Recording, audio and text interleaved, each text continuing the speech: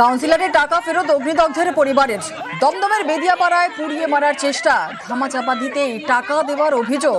Councillor মৃন্ময় দাসের বিরুদ্ধে অভিযোগ পরিবারের। সন্ধ্যেতে টাকা ফেরাতে কাউন্সিলরের অফিসে আসে পরিবার। অফিসে ঢুকতে বাধা আর হিংসার অভিযোগ পরিবারের। কাউন্সিলরের দেওয়া ৫,০০০ টাকা ফেরত।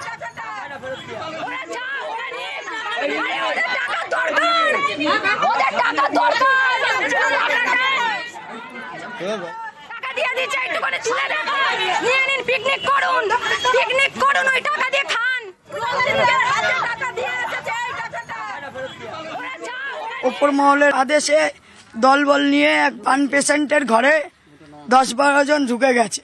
ওদের মধ্যে একজন টুকাই নামে ও ভিডিও করেছে। আমার বাবাও সাথে ছিল, আমার বাবা দেখেছে। ওরা এখন ডিনাই করছে যে আমরা ভিডিও করিনি। আমার বাবা দেখেছে যে আমার বরের হাতে টাকাটা দিয়েছে কাউন্সিলর। এখানেই ওর লোকেরা ডিনাই খেয়ে যাচ্ছে যে টাকা দেয়নি। তাহলে আমার বাবা কি অন্ধ? টাকাটা দিয়েছি, ছুড়ে দিয়েছি। টাকাটা দেওয়ার জন্য ঢুকতে দিচ্ছেই না, ভিডিও বন্ধ করতে বলছে। আর ওখানে কিছু জন ছিল যে ছেলেরা, মহিলারা তো মানে উল্টো পাল্টা বলছে। ২-৩ জন ছেলে মিলে আমার একজন হাতও ধরে টেনেছে। আমাকে কি বলেছে অতটা ওনার কথাটা আমি শুনিনি, কিন্তু উনি আমার হাত ধরে টেনেছে, যেহেতু আমার মুখ থেকে বুবলাই নামটা বেরিয়েছে। আর লাস্টে টাকাটা আমরা ছুঁড়ে, ওনাদের যে কর্মীরা ছিল তাদের ওখানে ছুঁড়ে চলে এসেছি।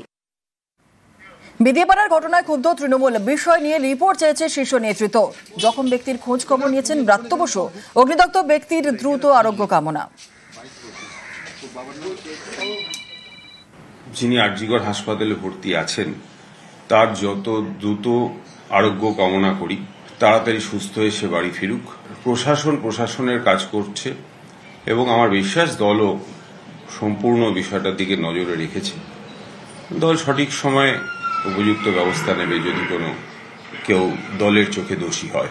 দল এই ধরনের ঘটনা কোনোদিন সমর্থন করে না। মন্ত্রীর সাথে কথা হয়েছে, মন্ত্রীও একই মত পোষণ করেছে, দ্রুত সুস্থতা কামনা করেছে এবং যত তাড়াতাড়ি সম্ভব এর একটা নিষ্পত্তি চেয়েছে। বাড়ি ফেরার পথে গায়ে পেট্রোল, রাস্তার ওপরে পুড়িয়ে খুনের চেষ্টা দক্ষিণ দমদমের বেদিয়াপাড়ায়। অভিযোগের আঙুল তৃণমূল কাউন্সিলরের ঘনিষ্ঠদের বিরুদ্ধে। ৩ জনের বিরুদ্ধে নাগেরবাজার থানায় নালিশ পরিবারের। অভিযোগ, এফআইআর থেকে নাম বাদ দেওয়ার জন্য চাপ দিচ্ছেন কাউন্সিলর। টাকা দিয়ে মুখ বন্ধ করার অভিযোগ। মানতে নারাজ তৃণমূল কাউন্সিলর মৃন্ময় দাস।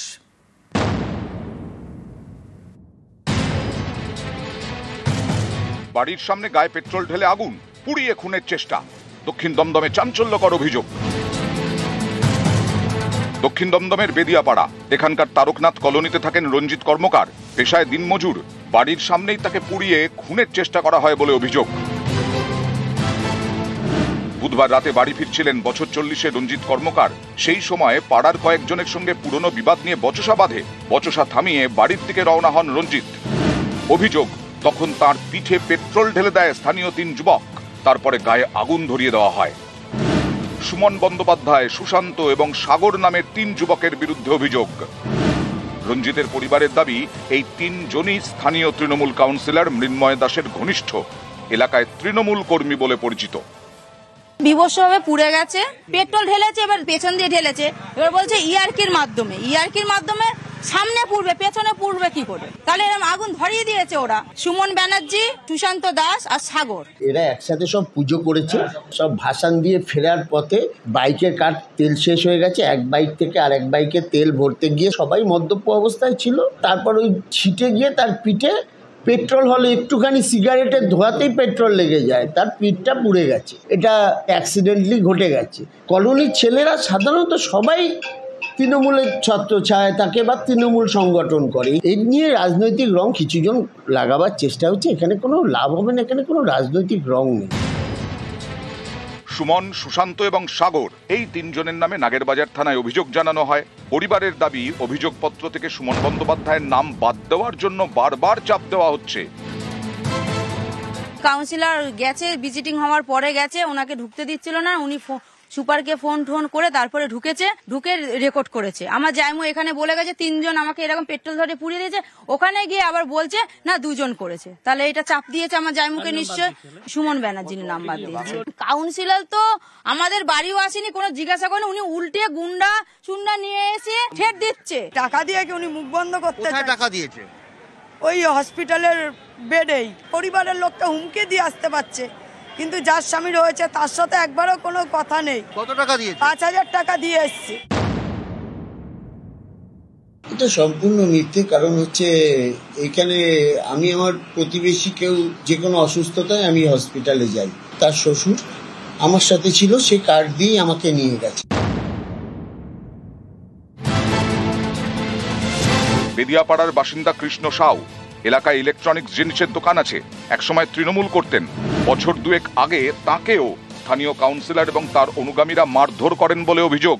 ফেসবুকের একটা পোস্টকে কেন্দ্র করে কাউন্সিলর নিজে ক্রিমিনালকে নিয়ে আমার দোকানে ঢোকে এবং দোকানে আমাকে নির্মম ভাবে মারে। কেউ ভয়ে এগিয়ে আসেনি, আর এর আতঙ্কে পার্জি করে নিয়ে গেছে। ট্রমা সেন্টারে ভর্তি ছিলাম, এমন জায়গায় মেরেছিল যাতে সেটা আমার প্রাণ চলে যাওয়ার কথা। পার্টি একদম এই দুর্নীতি, একদম পুরো এদের দুর্নীতির বিরুদ্ধে আমার কিন্তু প্রতিবাদ।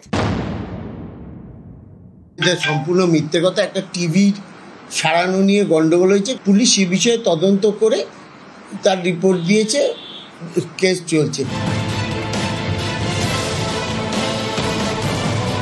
নিউজ 18 বাংলা। শিক্ষক নিয়োগের পরীক্ষা শেষ হয়েছে সেপ্টেম্বরে, বাকি রয়েছে ইন্টারভিউ, যা দ্রুত শেষ করতে চায় স্কুল সার্ভিস কমিশন। তাই তারা ঠিক করেছে কেন্দ্রীয়ভাবে ইন্টারভিউ নেওয়া হবে না, ইন্টারভিউ নেওয়া হবে রিজিয়ন ভিত্তিক, যাতে কম সময় লাগে, দ্রুত নিয়োগ করা যায়।